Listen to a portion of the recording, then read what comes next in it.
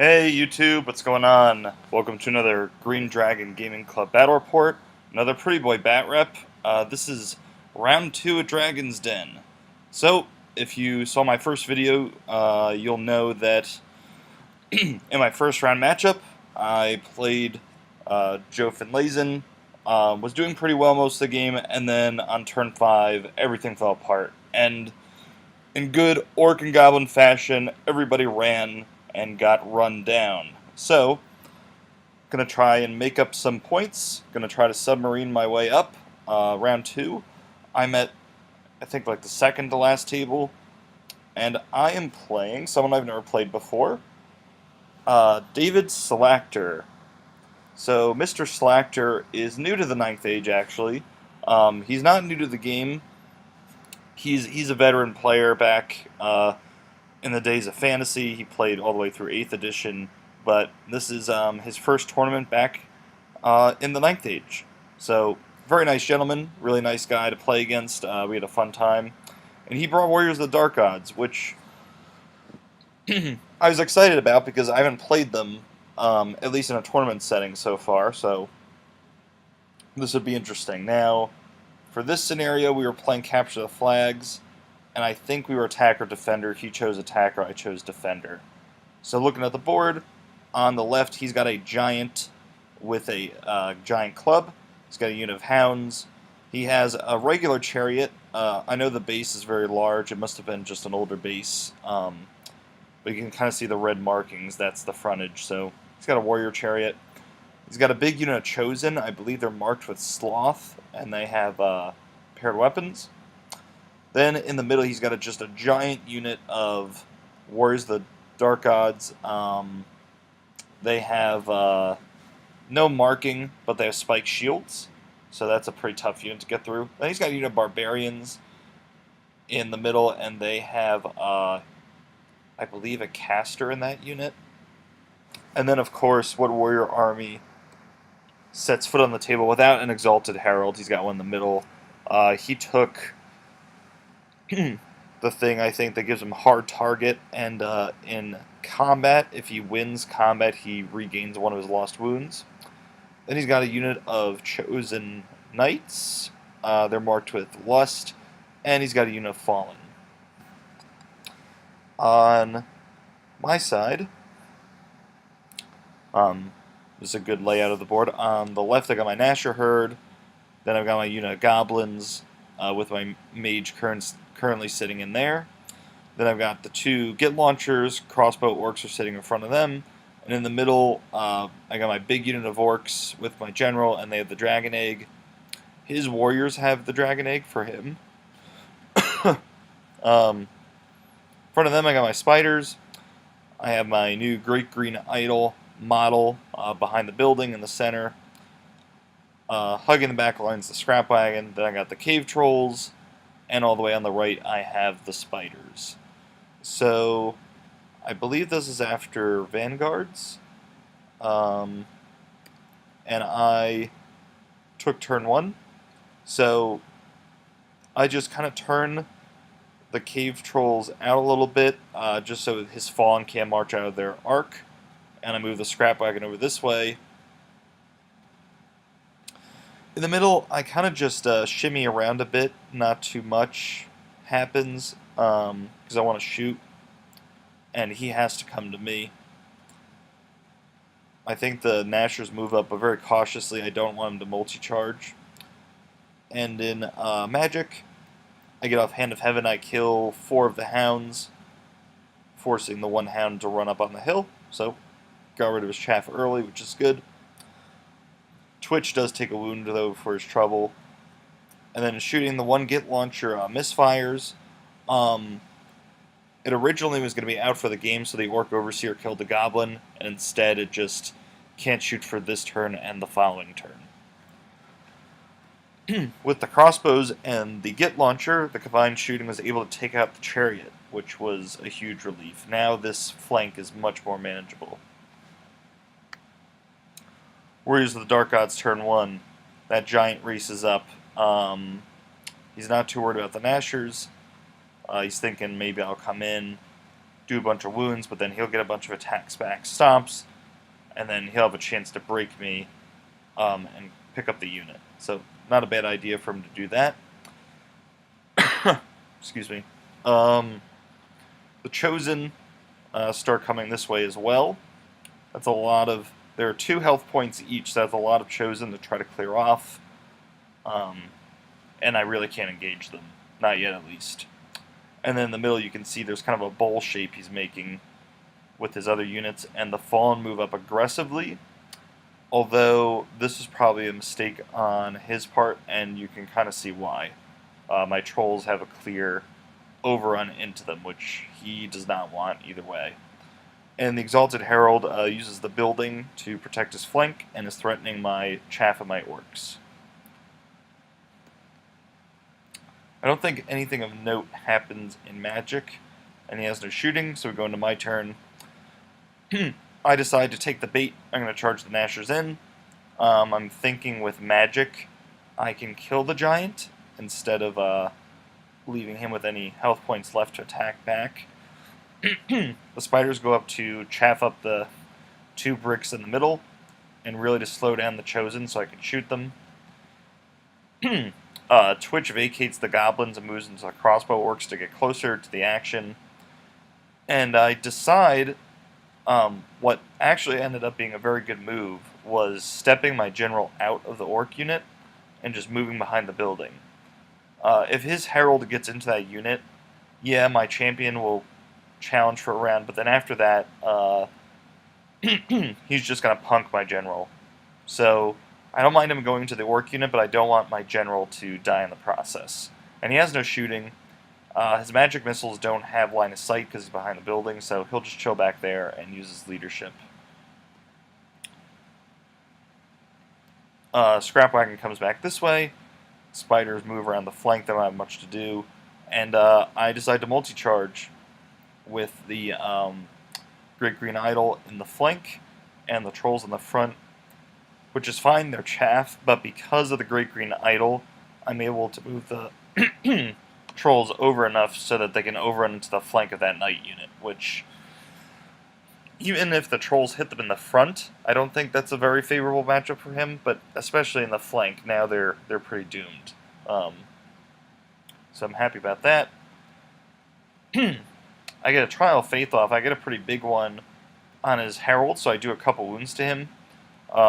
Unfortunately, though, I can't finish him off with shooting.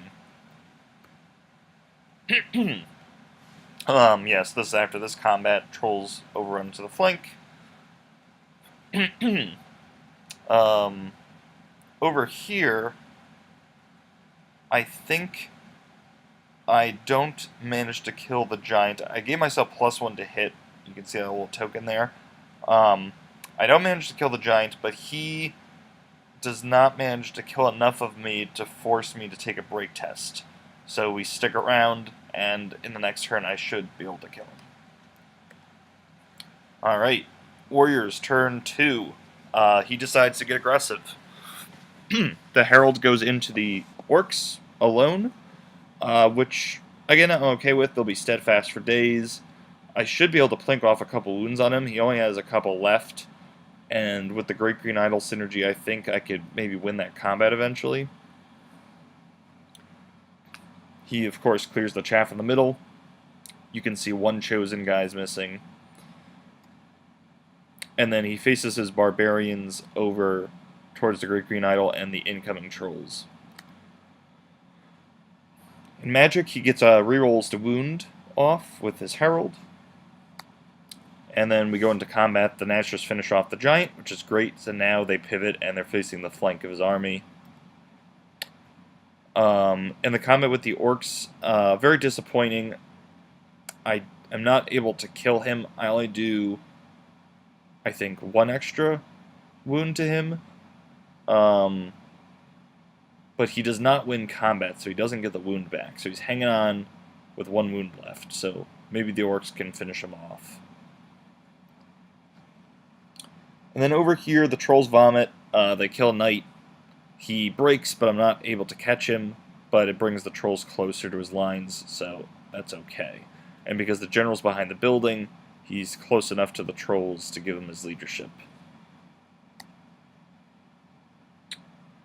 So, in my turn, Twitch vacates the orc unit again, just to sit behind the orcs, or yeah, both the orc units.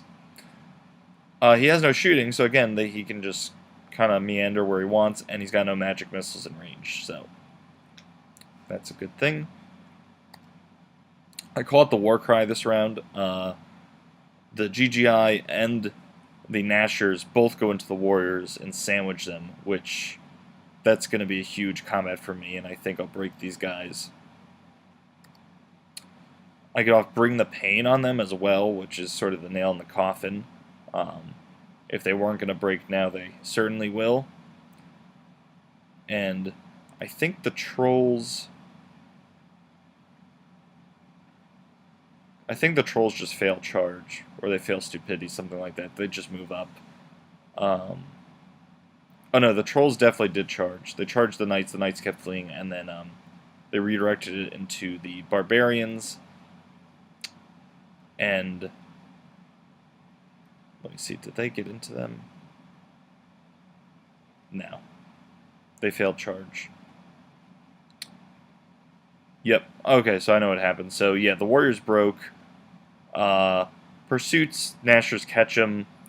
The Barbarians panic, and they run through the fleeing Knights. So that's where they end up. And actually his... Or are those his Warriors? No, those are his Barbarians. The Barbarians actually had the Dragon Egg. So there they are. And then on his turn, his luck just completely failed him, and both units continue to run off the board. So things have gone from bad to worse for David, unfortunately. Now he's basically got this chosen unit left to try and do any hurting on me. He moves them up aggressively. I'm going to have maybe a turn left of shooting to try to deal with them.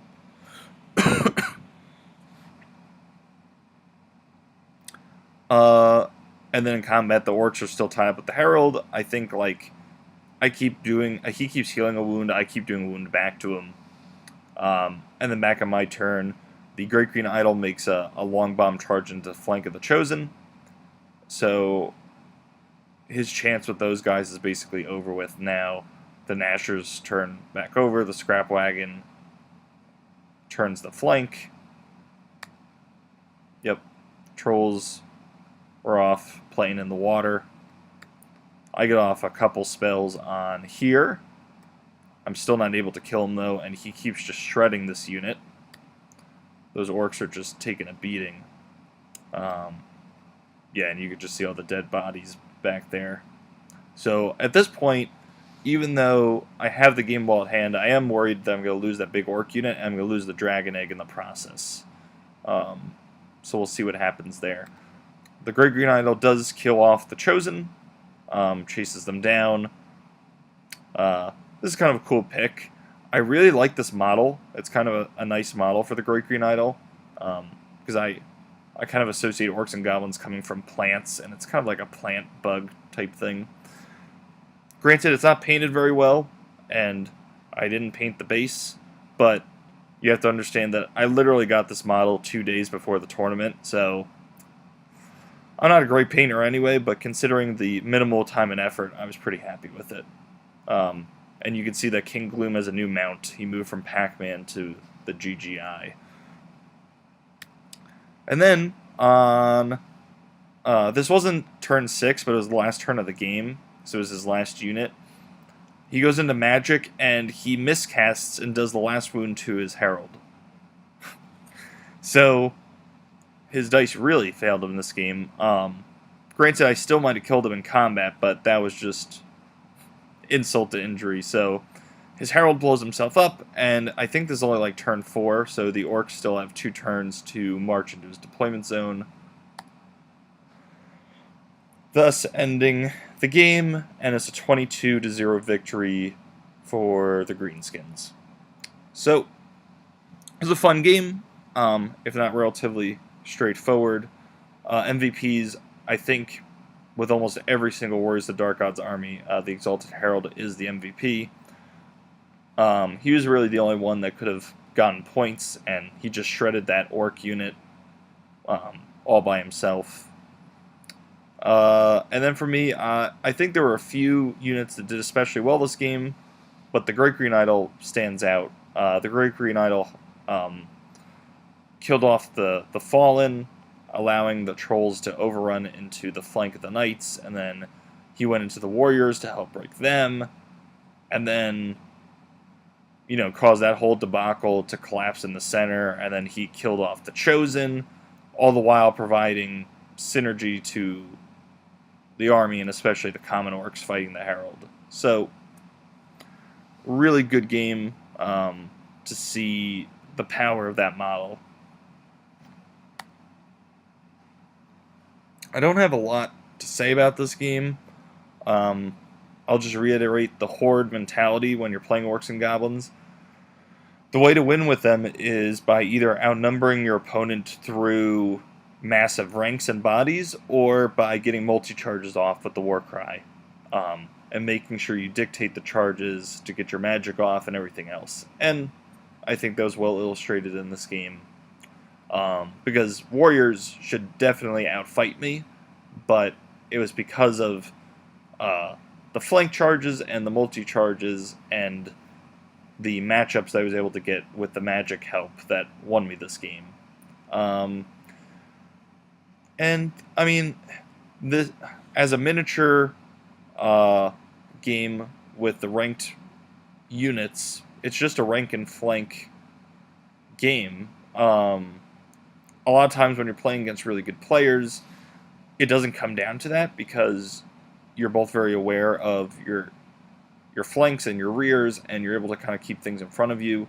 But if you're really good at the basics, and just using chaff and getting those ranks and flanks,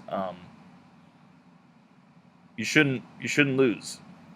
So I think, you know, David, while he knew the rules very well, he knew his own rules very well, meaning the Warriors' rules very well. He was just rusty, obviously. Coming back into it, he played aggressively, he played pretty straightforward. But yeah, just kind of those tactical nuances and getting the basics down of controlling the game through getting your charges off and getting the favorable charges is going to really help.